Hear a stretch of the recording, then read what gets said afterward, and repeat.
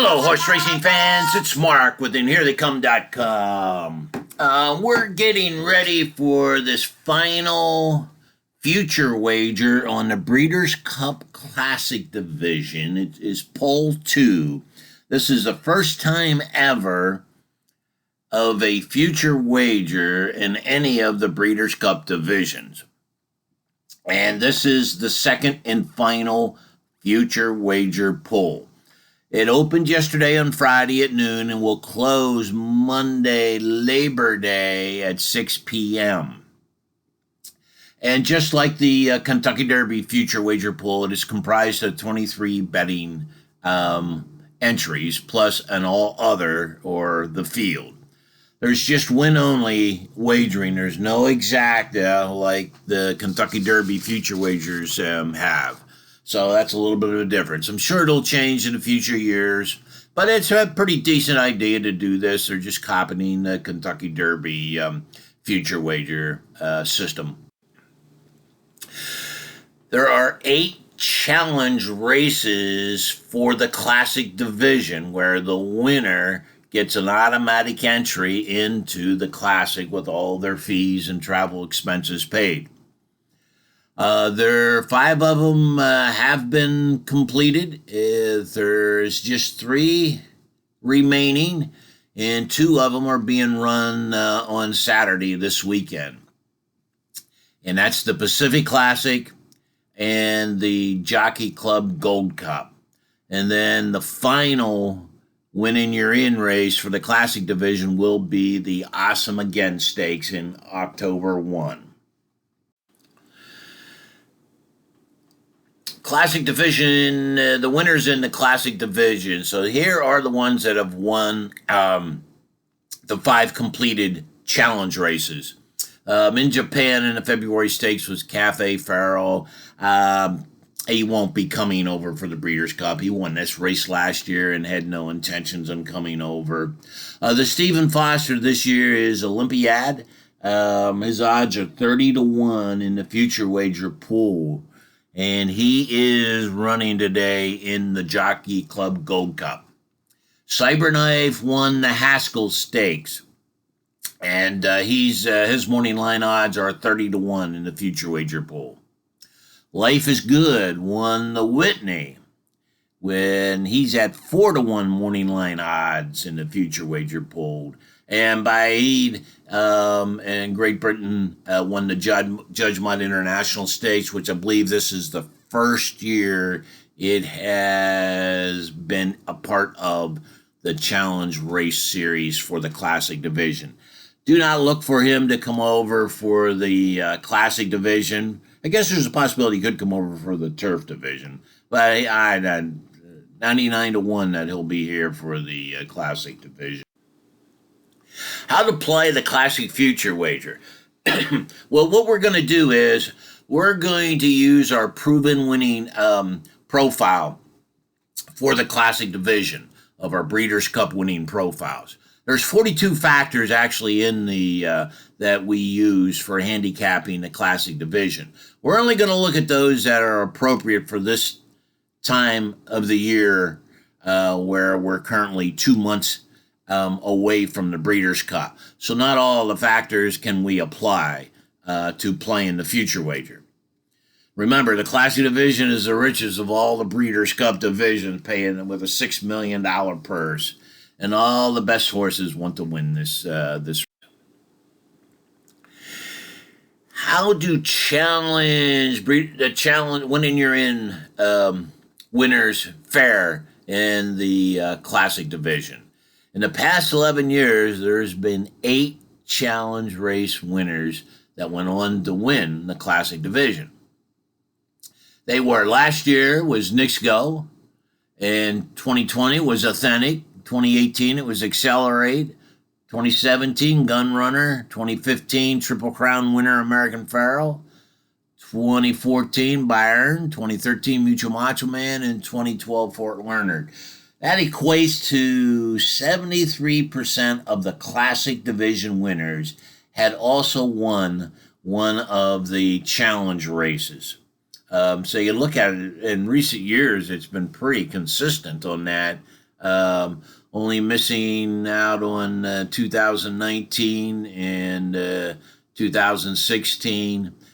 So that's really where we want to look for our classic winner, division winner, are the 8 challenge races.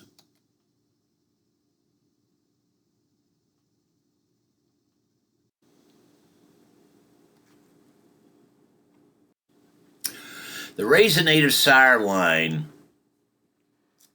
is a critical pedigree that has been found in classic winners. Just like it's a very powerful pedigree for our Kentucky Derby and our proven winning profiles for the Kentucky Derby. It is critical in that. And it is as well in the classic division, as the last 15 classic divisions, 10 of them had the critical Raise a Native sire side pedigree line. And their average payout in the classic division is a decent $13.40. So we're looking at roughly 6-1 odds on the classic division with the Raise a Native sire line runners. Here are those winners that have won the classic division that had the Raise a Native sire pedigree line. The most recent one is 2019 with Vino Rosso, Accelerate, Gunrunner, Arrowgate, American Pharoah, Triple Crown winner, Fort Leonard, Drosselmeyer, with a big $31.60 payout. And we go into Zenyatta, the famous filly, winning the classic division, the only filly to win the classic division 2009. Ravens Pass, Curlin, Volponi, Black Tie Affair, Unbridled, and Alashiba in 1988. They all had the critical Raise a Native sire side pedigree line. There are 10 entries in Pool 2, Future Wager Pool 2, that also have the Raise a Native sire side pedigree line. And here they start with the number 4, Country Grammar, morning line 12-1. Cyberknife 30-1. Early Voting 50-1. Emblem Road 50-1. First Captain 60-1. Happy Saver 30-1. Olympiad 30-1. Kentucky Derby winner Rich Strike 30-1. Royal Ship 50-1 and Taba 30-1. So we want to give close consideration on making future wagers on the key horses that have this powerful pedigree line of Raise a Native. We're also going to look at horses that have earned a buyer speed rating of 110 or higher. 16 of the last 28 classic winners had earned a 110 or higher in 2 of their last 3 races. Here are the runners that have earned at least one buyer speed rating of 110 or higher in their last 2 races. And they're the number 3, the number 9, the number 12 has actually done it twice. So number 12 is a go. Of course, that's the undefeated flight line, which I have some concerns about. Number 16 and then number 19. There's one entry in the Future Wager Pool 2 that is undefeated. Again, that's number 12, which is Flightline. Flightline will be making his first race around 2 turns in the Pacific Classic this weekend. So he needs to be first or second in the Pacific Classic if we're going to play him in the Future Wager Pool. There are 5 entries in the Future Wager Pool with only one race worse than second. That's the number 3, the number 9, 13, 16, and 22. So we want to give these runners extra consideration on deciding whom we're going to wager on in the Future Wager Pool. Also critical is those that have never been out of the money so far this year, or actually in their career. And those are the number 12, the 13, and the 23. Kentucky Derby runners, winners and runners in the Breeders' Cup Classic. 6 of the last 10 Kentucky Derby winners have finished out of the money in that year's Classic. So that's Rich Strike. Last race wasn't all that great. He did run fourth, but he definitely is going to be a long shot to win the Breeders' Cup Classic. Whether or not he may have one more race before Breeders' Cup Day, maybe in the Pennsylvania Derby. Only 4 Kentucky Derby winners have won the Classic in the same year. That's just 4 out of 38 years. Low percentage.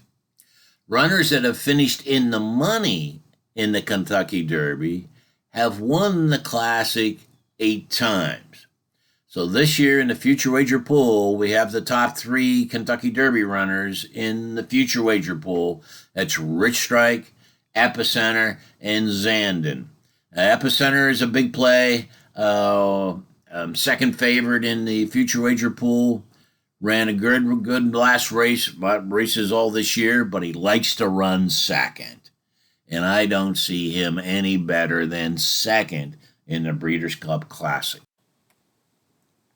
As a matter of fact, he won the Travers this year. It was his last race.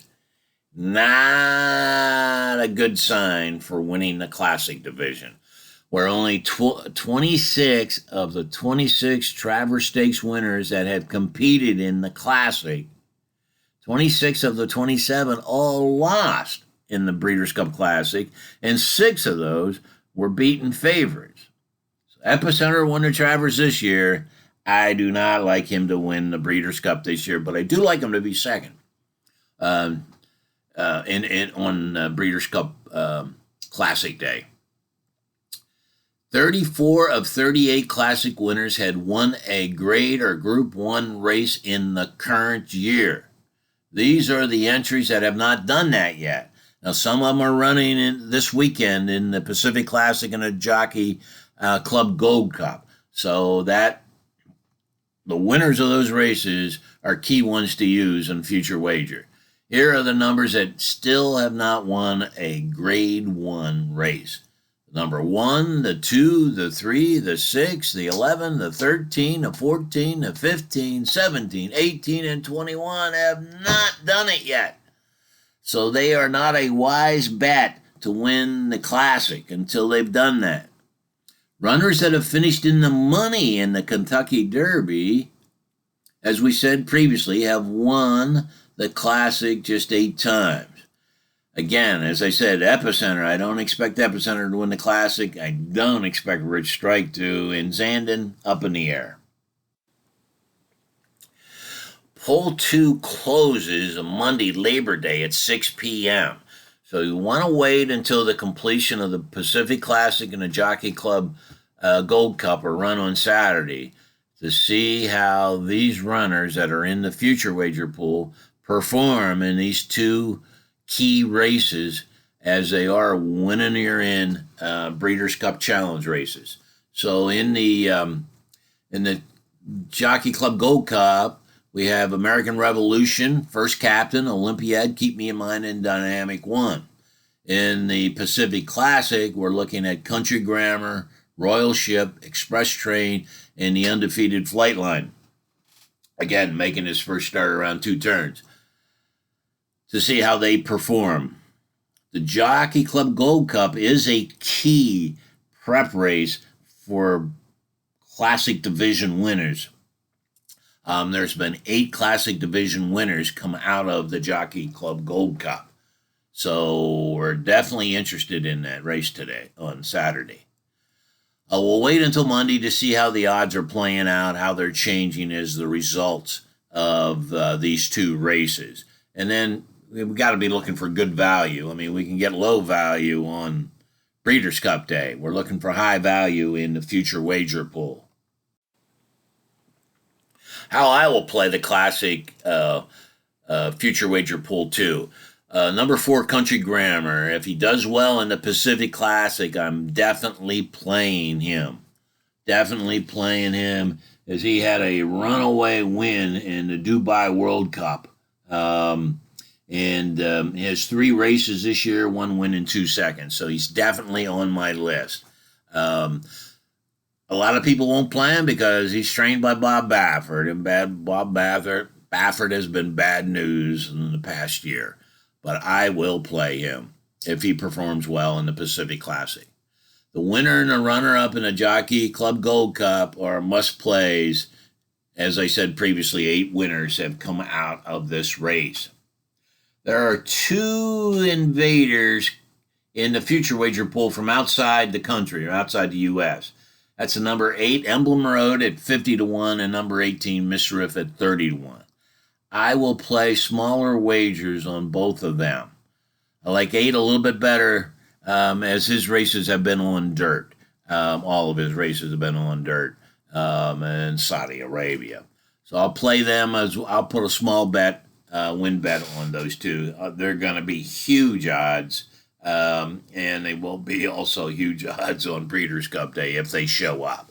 So there's a good chance that neither one of them are going to show up. As I said previously, I will not be playing Epicenter or Flightline in the future wager pool. They're going to be low odds. I actually don't like them to win at this time, to win the Classic at this time, and you'll be able to bet them at these odds on Breeders' Cup Day, Breeders' Cup Classic Day. And as we mentioned, we don't like Travers Stakes winner, which Epicenter is. Flightline is undefeated in just 4 career starts. That's the other thing. He doesn't have a lot of foundation, but is undefeated. Looks like a powerful horse, but we don't know yet until we see how he does around 2 turns in the Pacific Classic today. Also, there's only been 1 Pacific Classic winner to win the Classic division. So this has not been a key race for Breeders' Cup Classic division winners. You can go to our website to see a complete list of the entries for Future Wager Pool 2. You'll also see there Future Wager Pool 1, the opening lines and odds and the closing odds. And you can see how they compare to Pool 2. You'll also be able to download free past performances from DRF as well as Equibase on the website as well. So go out there and get your past performances, and you can see the odds and everything out there now. As I said, we were just using some of the key points in our proven winning Breeders' Cup profiles for the Classic division on helping to handicap the future wager pool. This actually is our 22nd year of providing the winning profiles for each of the Breeders' Cup divisions, the 8 traditional divisions and the 5 newer ones. The Classic division has become one of the more formful races in recent years. Only 2 of the last 11 winners have paid more than $15. So it's been formful in the top end. We tend to get some long shots underneath.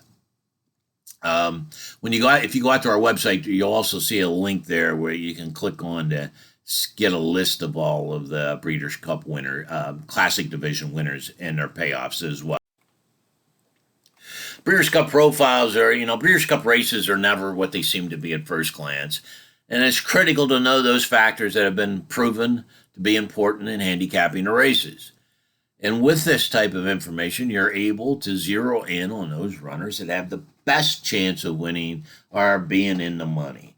And that's what you get from our Breeders' Cup winning profiles. That'll help you know which divisions favorites win most often, which divisions to stay away from favorites on the top end.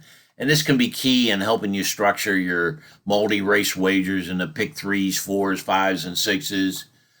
You'll know which races to spread and where you can single or cut down the number of horses you're using in the multi-race wagers. You can pre-order our updated 2022 edition now. You can go to our website and hearthecome.com and sign up for those now. It'll actually be released in the next couple of weeks and updated as the final challenge races are completed as well. Thanks for watching. Hope these couple tips here help you with your future wagers on the classic divisions this weekend. Remember, it's open through Labor Day on Monday, closes at 6 o'clock. So be sure to play.